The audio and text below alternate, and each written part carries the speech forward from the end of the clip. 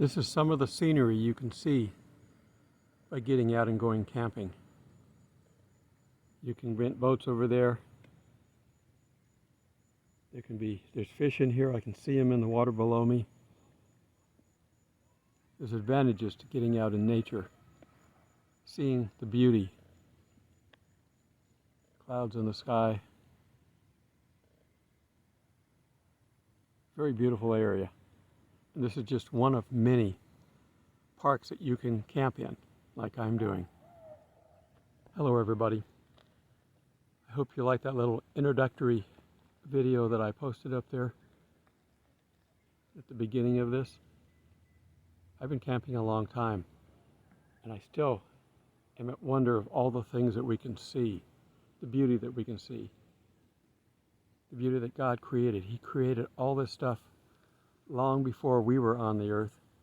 He created all this, and He put man in charge of it so we can get out and enjoy it. And there are people out here now enjoying this. I'm in a park. There's some kids out on the lake, and they're being kids. That's okay, they're having fun. But you can be a part of it. And I want to talk about, what you need to do, what you can do, what you should and shouldn't do. I'm going to try to cover all that. There are people out here, so you do have to be aware. And it's a safe enough place. I'm not worried about anything safety-wise. Some areas you can have animals to be aware of, but most of the places there's no problem. And I can cover those critter warnings when we get to that part of the video series. Anyhow, if you've never camped before, you've got to learn some basics. Now I did kind of an introductory on my last video, so I'm going to try to go more into detail here. I don't have a whiteboard. God doesn't have whiteboards out here in God's country, but if I come up with something, if I tell you where to go on the internet, I'll drop the link below and I'll put a description below my face here so you can see what it is. I book everything online as much as I can when I go to the Georgia State website, and I'll give you a link. And I'll tell you how to navigate it. You've got to find out what campsite you want to go to, and if you've never been there before, you just, the best thing to do is just pick something. Go out there and find out what you like and what you don't like. A lot of times they will help you when you get there.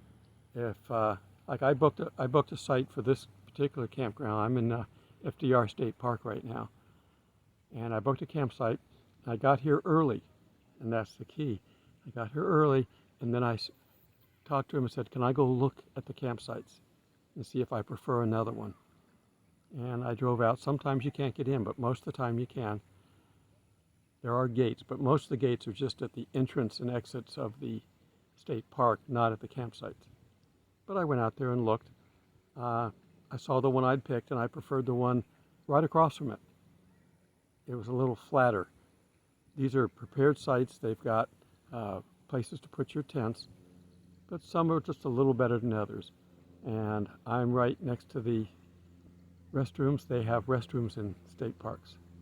Porcelain, as we used to call them in the Scouts. So you don't have to go very far. Okay, so if you've never been camping before, don't go out and buy a lot of equipment and then go out on your own. That won't work well.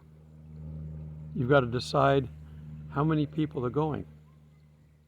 I have a tent that's, quote, says it's for 10 people. I wouldn't want to share that tent with 10 people. This is the way they advertise size. But if I had 2 people in it, I'd probably be fine. Maybe 3 or 4 at the most. 2 adults and 2 kids, a small family would be fine in mine. But I use it for me because I have a lot of equipment that I want to be able to have out here so that I can do my videos. I can live out here comfortably. If the weather's bad, I can stay inside my tent, and I have enough room. I don't feel like I'm claustrophobic a little bit, so I have a little bit bigger tent. The cheapest tent will be one where you lay on the ground. But you can get a tent big enough like mine to walk around in. I have one of my folding chairs in there. I have a cot. I have clothes hanging up inside. A cooler, my air conditioning in there.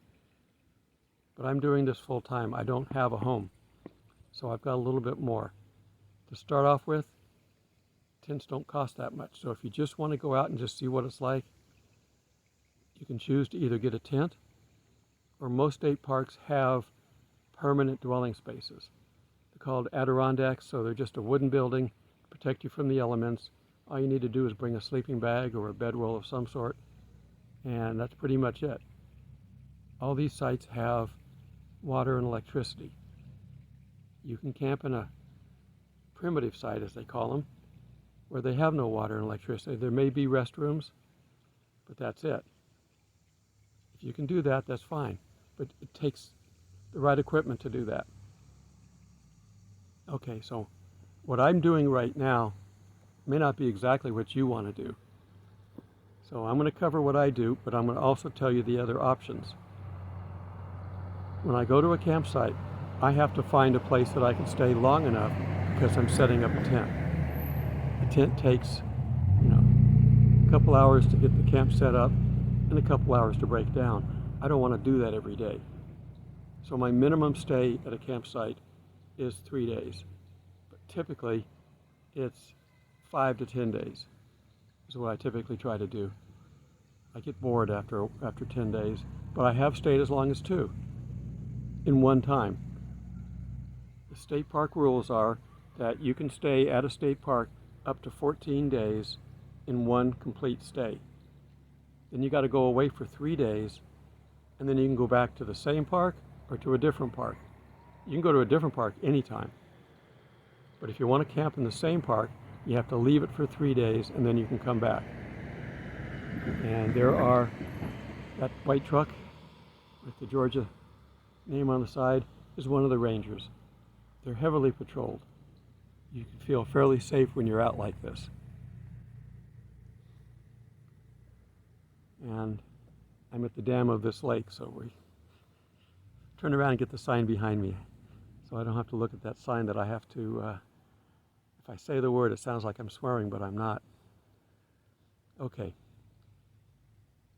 I like the state parks because they have everything you need.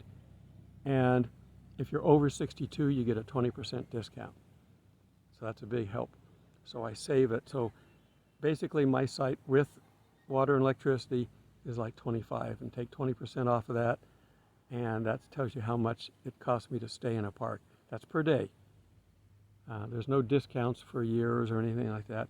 Some states, I think New Mexico has this, that you can actually buy a state park pass by the year. I think it's $225 if you're out of state, $185 if you're in state, and that's your yearly pass. But that only guarantees you a primitive site. You want electricity, that's $4 extra a day. But if you paid your $225 and you're going to camp enough to make it worthwhile, the $4 extra is no big deal. Most places, most state parks have a trading post. I'm in a place where the visitor center has a trading post, and there's a separate trading post right on the lake. I walked to it earlier today and got ice for my cooler. That's really the only, besides food, the only expendable that I have to deal with, since I only have a standard cooler. On the list of things of my wants, I want a 12-volt cooler. They look just like a regular cooler, but they have a little built-in cooling system with it. And you plug it into electricity, and if you have a big enough battery, you can even run it off the battery. I've only got a 200-watt Jackery, and that wouldn't be enough to run it. That charges my cell phone and other small appliances, but not that. I have a small fan that is USB powered, but it has its own battery. I have to recharge that occasionally. And I have earbuds that have to be recharged, so my Jackery works great for that. I am going to walk around a little bit, just because I don't like being in one spot for a long period of time. There's too much out here, there's too much beauty to see to stay in one spot. So I'm going to walk on the other side. It looks like there's a small trail. I'm not going far. but I'm going to keep talking, so just enjoy the view as I'm going. Anyhow, if you've never camped before, my recommendation, like I said, determine the size of the tent you need. Once you've determined that, and you can look at them, most places don't set tents up for you. You have to use your imagination a little bit. I went to Sports Authority to get my last tent, but there's REI and a number of other places. You can even go to Walmart. I recommend that what you do, and this is what I do anyway, I go on Amazon and I look up what they have. I get pricing, the different models, kind of pick what I want, and then I go other places and look for them to see if I can buy them cheaper than what's on Amazon. You usually can, but it gives me a place to start. See, it can be busy out here. If I go too much farther, I'm going to be in the sun. I don't know how that's going to work. We're going to have to go out here and see. There's a small hill here, so I don't want to go too far. But I can go down here and sit maybe some more. I'll just keep walking while I'm talking. Okay, you get your small tent. You don't want to take something you've never worked with before and get away from civilization. That's never good. Take that tent out in your backyard, if you've got one, or any place. If you're in an apartment, find a common area. You're not going to sleep in it. Take it out and set it up. They come in a bag. Most tents, they come in a box first. You got to take the box out. There's a bag inside. They expect you to get the tent back in that bag. That's a joke. I'll tell you how I deal with that in a bit. But take it someplace where you can set it up. You got to learn how to put the poles in and what it's going to look like when you first lay it out. Nice comfortable shade. I think I can sit out here.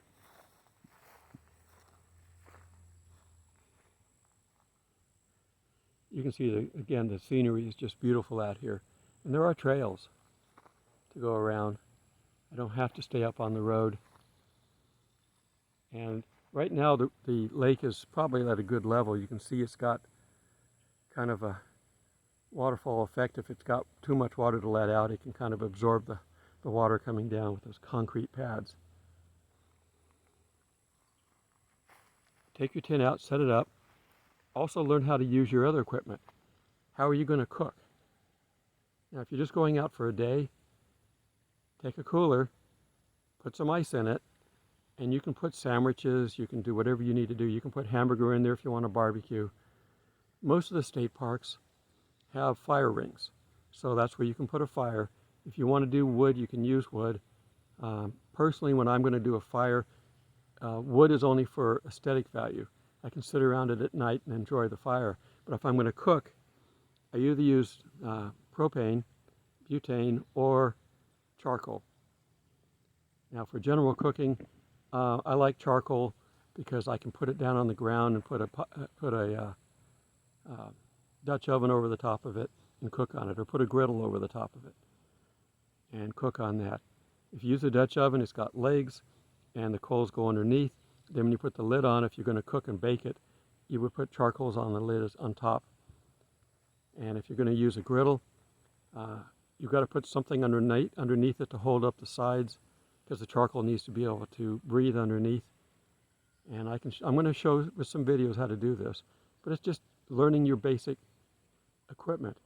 You don't want to learn how to use it first time when you've got no resources, no backup. And always take backup of things that you can. If you're base camping, you can take two essentials. Like, I always have multiple fire sources. I use little lighters because they're so easy and convenient. I don't smoke, but I carry a lighter that I can use to light fires with. But I've also got matches, and I've also got Ferris starters so that I can, strike them and it makes a spark. I know how to pull all the tinder together. You never throw a giant log on the fire and just light it with a match or with that, because it won't go. You got to start off the small stuff first and build up and add bigger and bigger stuff on it, and then eventually you can throw the larger logs on it.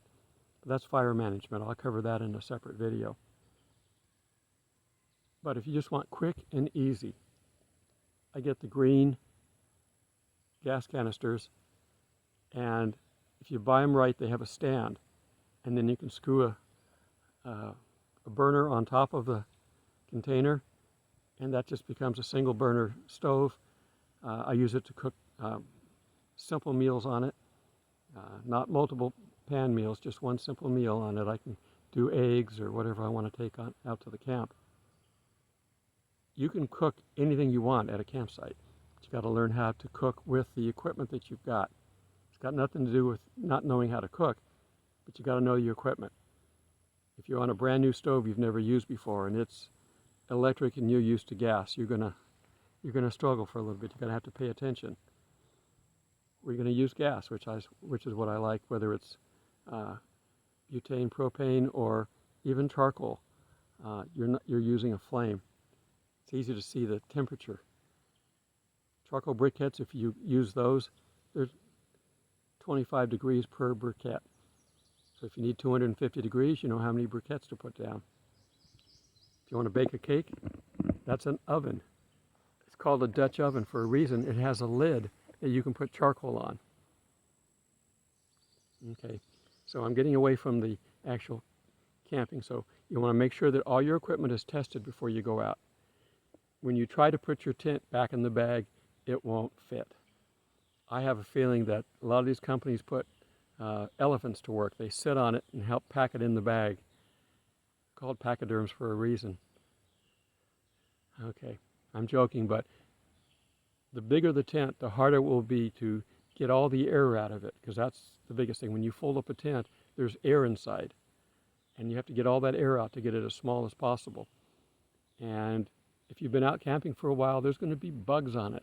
If you're bug shy, you're going to have a hard time. So you may just have to let it sit for a while and then fold it over once and then come back. You can do this over time. Most campsites, you check in at 1, but you have to be out by noon. Sort of like a hotel has a time frame to get in and out. So you got to be out by noon, so you got plenty of time to get up. Pack everything else but the tent first. Get everything out of the tent. Zip it up so you don't get bugs crawling in there while you're working on it. Take the poles off, let it collapse, and then put the poles in the bags that go in there. And what I do with my tent, I get a separate duffel bag, bigger than the original bag that the tent came in. So it's easier for me to get my bag folded up and into that duffel bag. It's got a couple of zippers on top, and I don't have to wait, and I don't have to sit on it and pack it in and shove it in. I may still do a little bit of packing, but it's a bigger bag. As big as you think you need. You're going to have to estimate a little bit, but it's got to be bigger than the one it came in, because that's hard to get back in. And you spend too much time, so it's easier just to put it in a big duffel bag. But when you go out, you set your campsite up, you come back, you break it back down in reverse order. It's easy enough to do. If you think you need to have a list, you can go online and find that there are camping lists that you can see that you want to have, your tent, you're going to have clothes, you need to have something to keep your food in if you're going to take food, and even if you're not, you still need to get it out there somehow. If you're going to use nothing but boil water and pour it in the bag food, you still got to get it out there, and you got to have a pan to put it in to boil the water. You can't boil the water in the bag. So there's all kinds of things that you just need to have a list for, and you don't want to forget something. Again, you're out in the wilderness. They may or may not have what you need at the trading post or at the visitor center. They do have a small amount of essentials there. I mean, if you get there and you need paper towels, they typically will have those. If you need a spatula to cook with, they may have that. They may have paper plates or plastic plates and silverware and things like that, plastic silverware. They may have some of the basics. They may have fishing stuff if you're going to go fishing. But really, you want to have the basics with you, because they're going to cost more here. You're going to pay more to buy it at a trading post than you will if you bought it at a Walmart or whatever. Okay. When you're coming out, you want to find the entrance to the park. The maps will get you there most of the time. My navigator, I've noticed that when I put a park in, it asks me, where do I want to go in the park? Do I want to go to a campsite, or do I want to go to the visitor center? typically you pick the visitor center. If it's not smart enough, you can figure it out by if you pick something in the park, that puts you in the park, and then you can find where you're going to go. This particular park, the visitor center is right across from the entrance. When I first got here, I pulled in to the back side of the visitor center, and when I came out, I didn't see the entrance to the camp. So I drove around the park. It was good scenery and I enjoyed it, but I didn't need to because I went the wrong way. The first time, you're going to mess up. Maybe, maybe not, doesn't matter. You're having a good time, you're out in nature, and you're exploring, which is one of the things I love to do out here. But once I got into my site, I'm good. If you need something a little bit devilish, candy, you can get it at the visitor center as well. You can get ice cream there. You can get ice there. You're not going to find steaks, eggs, basic staple foods you won't find there. You're going to find the other stuff. Maybe things, if you need an extra piece of rope, if you don't have enough, you can get that there. Most places will have essential camping small items that you might forget. If you don't have a tent, you're not going to get one here. If you didn't bring a frying pan or a pot, you're not going to get it here. So you got to make sure you have your little checklist. If you do it enough, you've got everything. You know, I get bin boxes and I put everything in there that I'm going to need camping. And then I either take the full bin box or I go take out of it what I think I'm going to need for this camping trip. If I'm going one place and back, you've got a fixed amount. But I'm full-time camping, so I got to prepare for every place that I'm going to be going, so I take a little bit more. That's why I have a little bit bigger tent, because I have to take a little bit more. But I have a storage unit that I've put everything in, and occasionally I go back and I will get something. It's summertime. I have an air conditioning unit. When it gets cold, I won't need that. I'll go and swap it out with a heater. You've got two types of heaters. I'm talking tent camping right now. If you're in an RV, you've got a built-in heating source that you can turn on. It uses your propane. And it's a little more like being at home. But in a tent, you've got to deal with the environment inside. If I turn my air conditioning off, within 3 minutes, it's as hot inside as it is outside. It does not retain heat.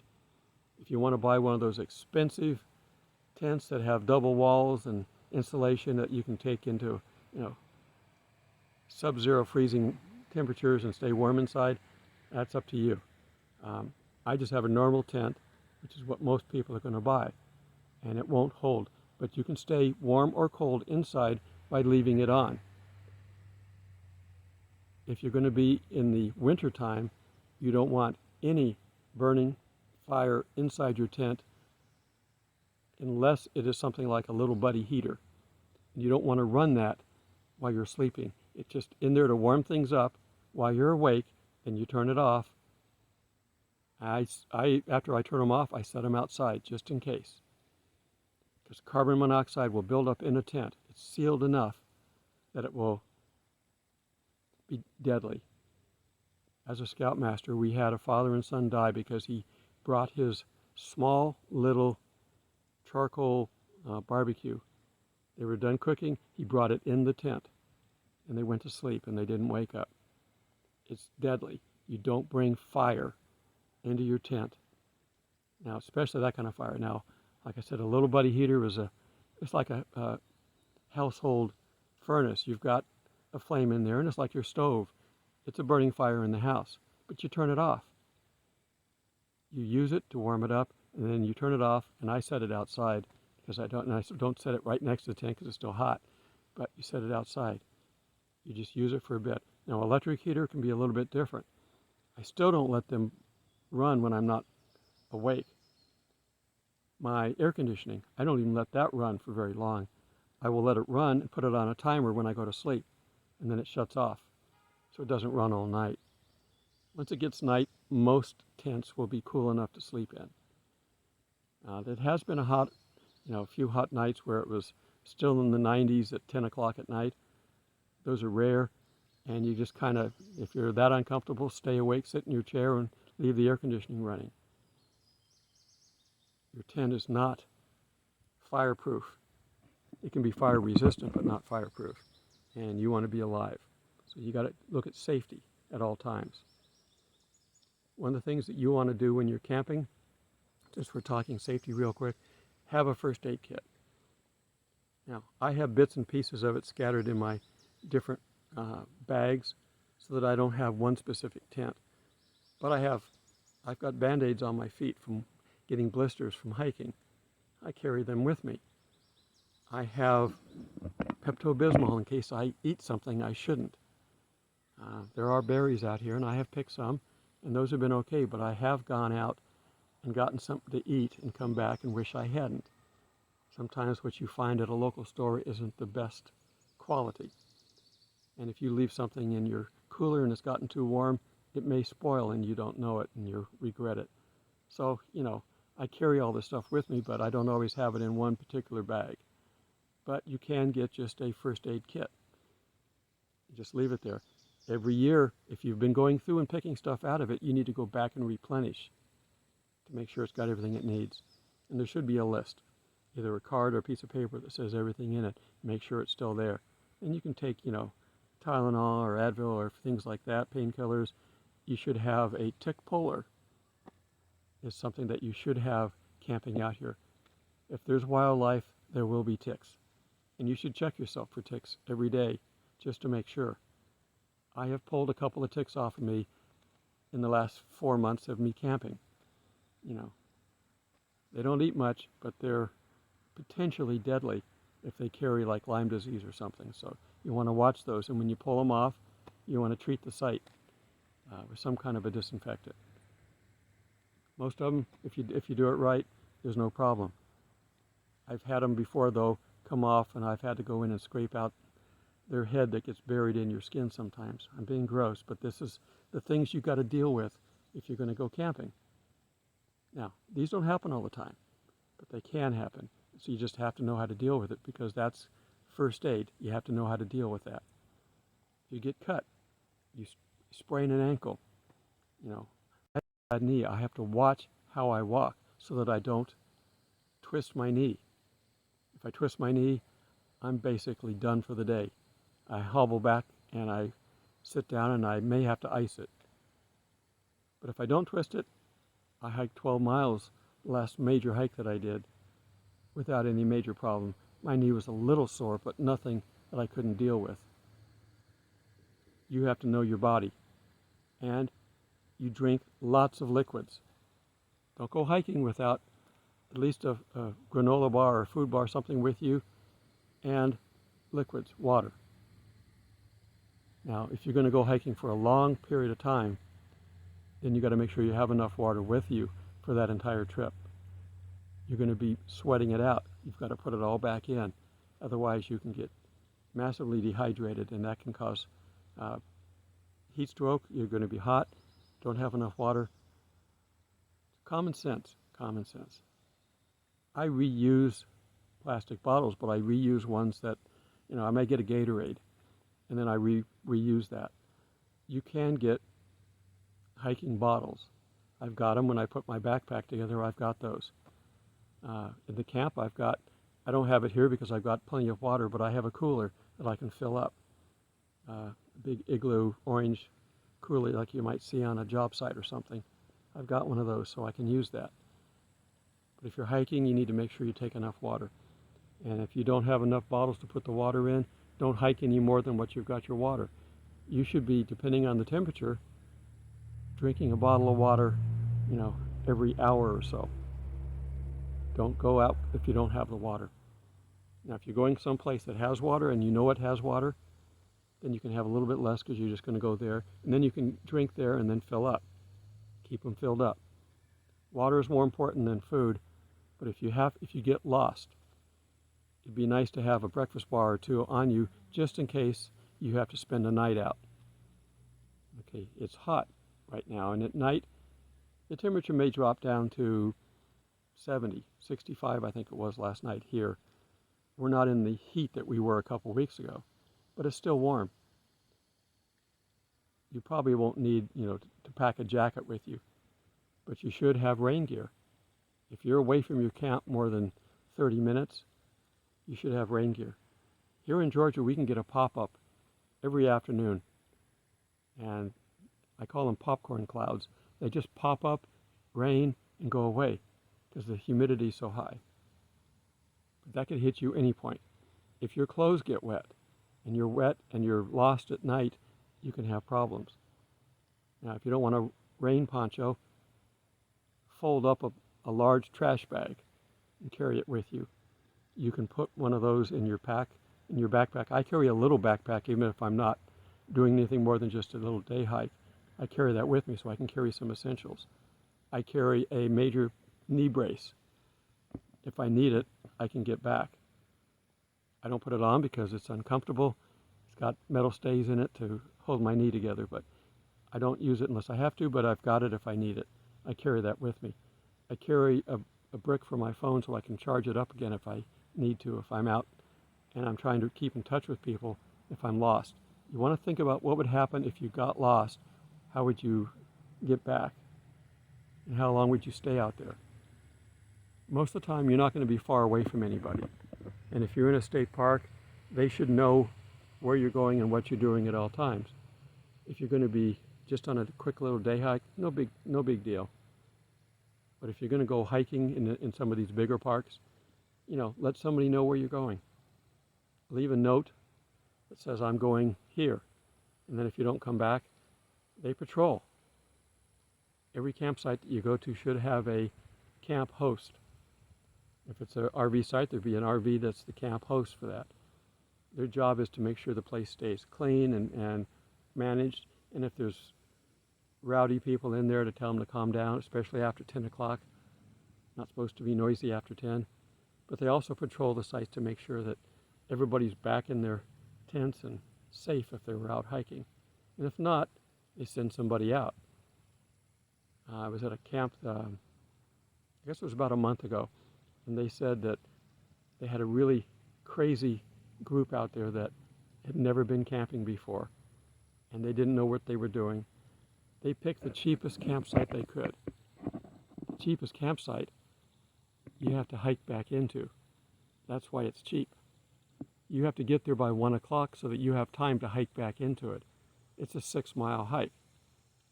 They were dragging suitcases with wheels back to this campsite. 6 miles on trails, not on cement concrete path going back. It's not a sidewalk, these are trails. And some of them go up and down the hills. They don't just go straight. And they got to a point where they just gave up. They got rained on and they weren't prepared, and they just left everything behind and started walking back. And they were taking the long way back because they didn't know where they were at. They had to go out and rescue them. And they brought them back, took them to their car, and said, you need to please leave the park. You don't know what you're doing out here, and you're a danger to yourself and others.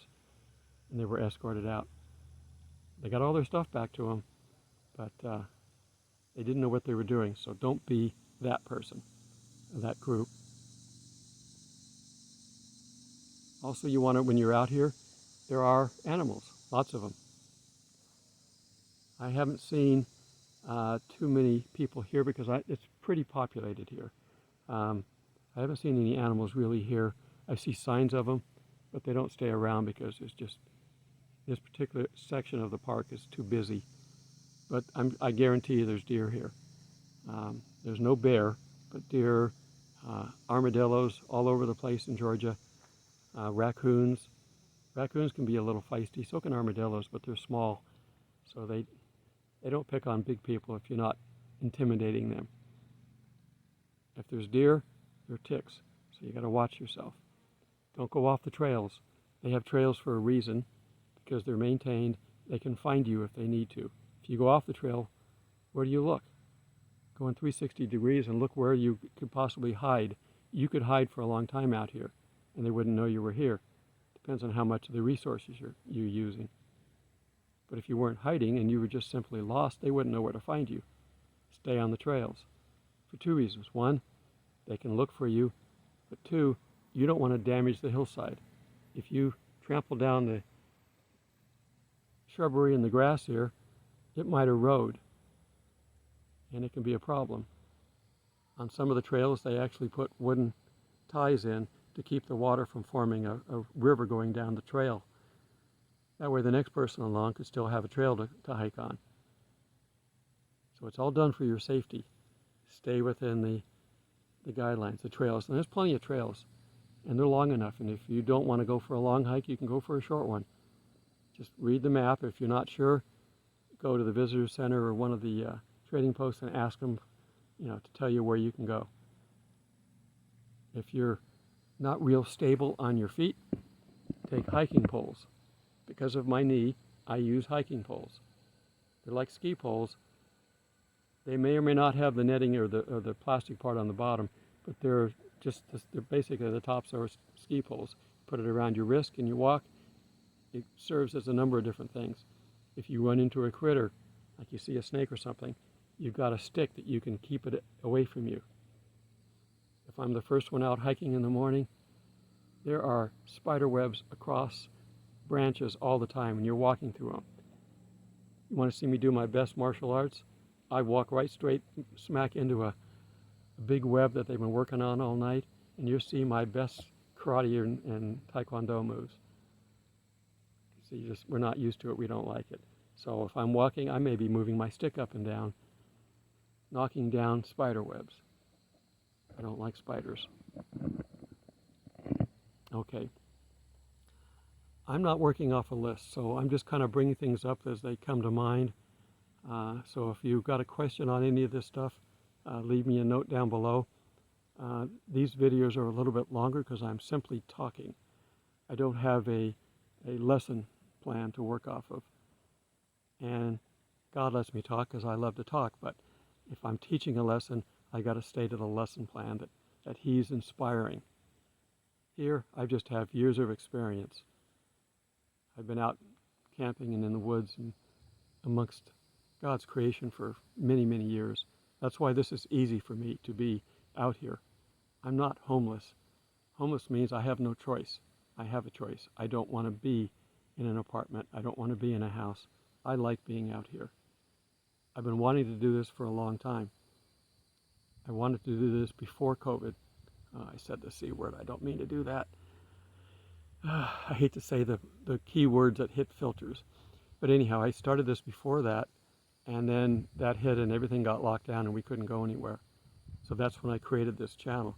I have another channel that was just supposed to be me camping with Larry or something like that. I forget what my name is, but it's not, I don't think I have any videos on that. I got them all hidden now.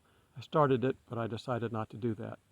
God convinced me this was a better way to take advantage of nature, to tell you about God, to show you what His creation is, and encourage you to get out and enjoy this. Now, this is all going to be destroyed at some point in the time in the distant future. We don't have to worry about it. But the same Creator is going to recreate a new world, a new heaven and earth, a new Jerusalem. Now, we don't know what the new heaven and earth are going to look like, but we do have a picture of the new Jerusalem, and it's beautiful. He created all this.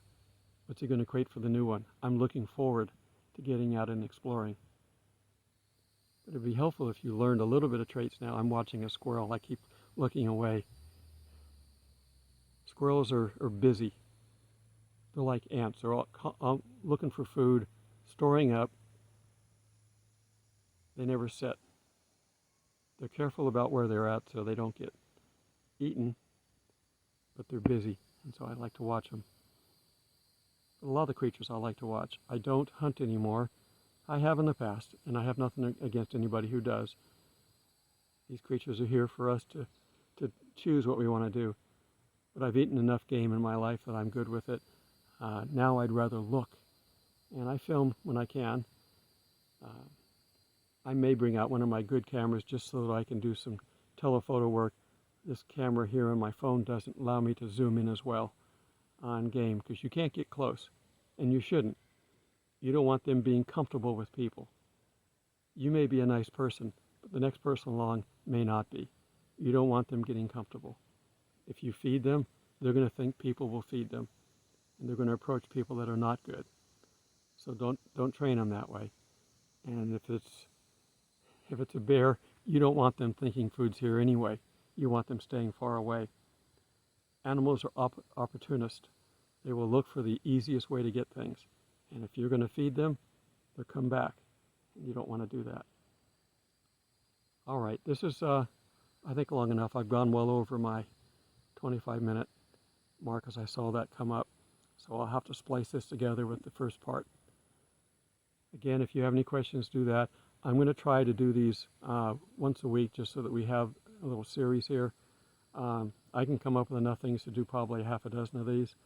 If you have something specific you want to know about, I will try to include that. If it's major, I might have to do a full video on it.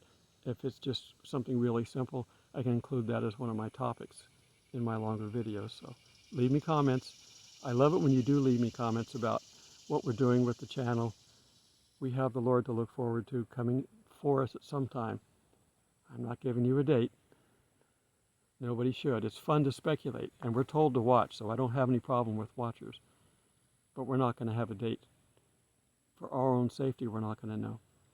But we have the general guidelines of what's happening.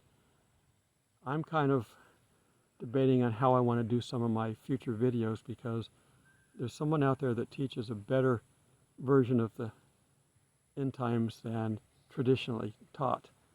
And I think this person is pretty much right on, but their topics are different than they're taught. And I'm trying to avoid the situation until I'm prepared to deal with it.